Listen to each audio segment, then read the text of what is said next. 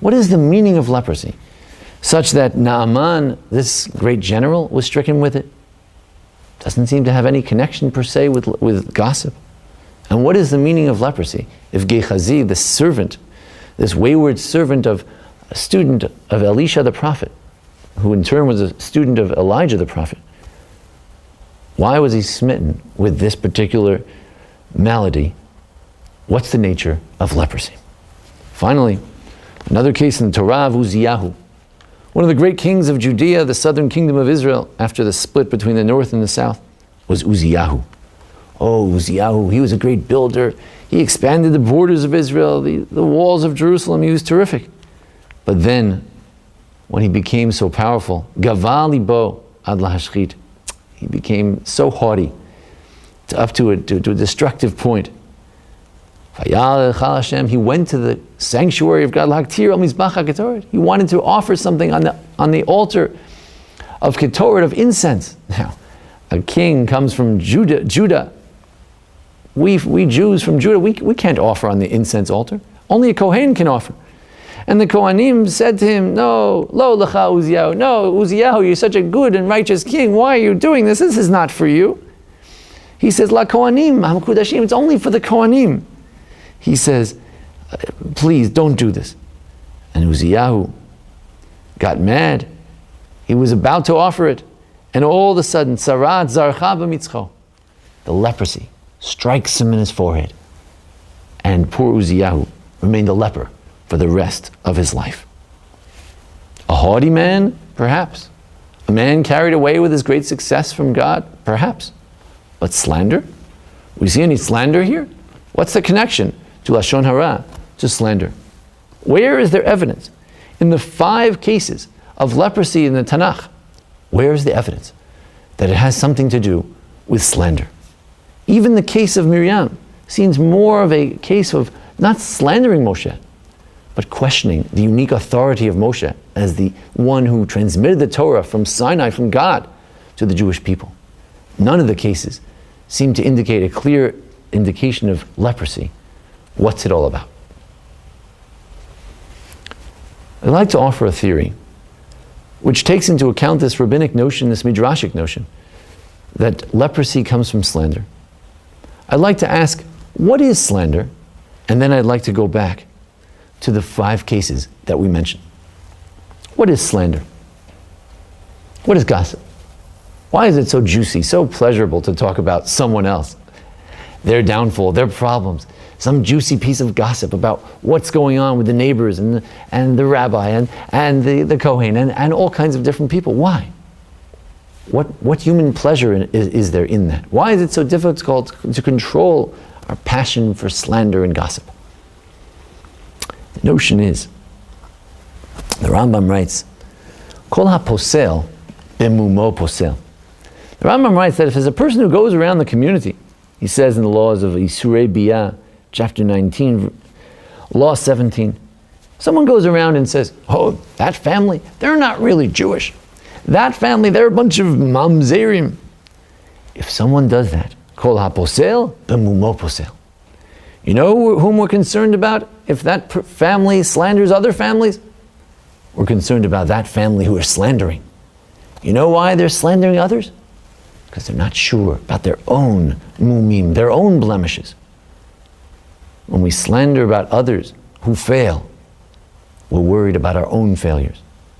When we slander about others who blunder, we're worried about our own blunders. When we slander about other people's nigaim, their flaws, faults, we're really concerned about our own flaws. But by speaking about others, there's that vicarious pleasure, that pleasure that makes us feel like, well, if the other person has this problem, somehow that implies that I don't have this problem. And let's talk about how the other person has this problem. And let's not come to terms with how I have the same exact problem. Let's not come to terms with the fact that I am so deeply aware of this type of problem. I know it so well, so intimately, that I can talk about it for hours, because it's really my problem. The notion of gossip is the notion of not appreciating our own flaws and what we're all about.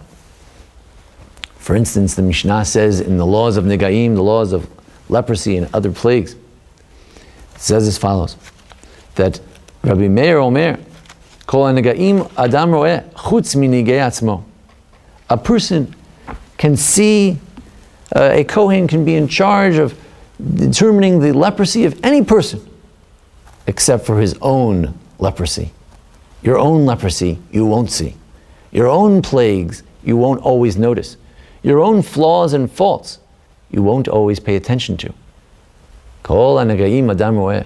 All the flaws of everyone else, everybody can see. Chutz minigei atzmo, except for your own plagues. The idea of leprosy, and what the rabbis were trying to tell us when they said that it's because of gossip, is not because every case of leprosy is a case of gossip. But here's my argument. Every case of leprosy is a case where a person doesn't appreciate his own potential, his own self. Sometimes doesn't appreciate his own potential for good, and sometimes it's a reflection of the fact that he doesn't appreciate his own potential for bad. Moshe Rabbeinu, do you think that at the very beginning, outset of Moshe's career, God is interested in underscoring the flaws of Moshe Rabbeinu? That he should go to the Jews and say, you see, I've got leprosy, therefore you should believe in me. Oh no. God turns to Moshe at the burning bush and says, you want me to send someone else? Shlach na biyad tishlach? You want me to send Aaron? You think you're the least qualified for this? Look more deeply beneath your skin. The leprosy reveals that which lies beneath the surface, and said, Moshe, you are deeply qualified for this job. You don't appreciate who you are. You're too modest. In Moshe's case, it's not a flaw of his inner self being not good enough, but his not recognizing how good he is at his core. And Miriam, she doesn't recognize who she is. She knows she's a prophetess, and she is a prophetess. Miriam Hanaviyah, Miriam the prophetess. That's who she is. But she doesn't recognize the difference between her brother's prophecy, which is the source of God's word in this world, which is the reason that we have a divine Torah in this world. That's her brother. And then there are other prophecies, dreams, predictions. That is the level of Miriam, J.S.L, other prophets. Not recognizing the difference between yourself and others. That's what leprosy is all about. That's what that gossip was about. To think that she was on the same level with Moshe and she could criticize him as a fellow prophetess. And Naaman? What did Naaman appreciate? Here, we don't have so much evidence that it was his own flaws that he didn't appreciate, although he was haughty, which means that he thought he was greater than he was. But also, he didn't appreciate the greatness of the land of Israel. When he came to Israel, he saw little hills, a small place, compared to Damascus, the great city, the empire. And he didn't appreciate what lied beneath the surface. And that little river, Jordan, it's no plain river. It's the river that Joshua crossed. It's the river that Elijah the prophet crossed. It's a river that Elisha would bring your healing, Naaman, the great leper. Your healing will come from that little river. Beneath the surface in the land of Israel lies a treasure more deep than you can imagine. And that explains that Rashi. Yes, leprosy can be positive. When you find that leprosy on your walls, it reveals the inner treasure of the land of Israel. You come to Israel and you say, I remember Egypt. In Egypt we had palaces. In Egypt there were mansions, there were pyramids. Here in Palestine, in the land of Canaan, it's a primitive place, the Canaan. But Rashi says, look beneath your walls. Look a little deeper. And you'll see that, as Naaman discovered, Israel has many treasures hidden beneath the surface. Appreciating who you are and who your land is, the land of Israel, the treasures of it. This is what leprosy is all about.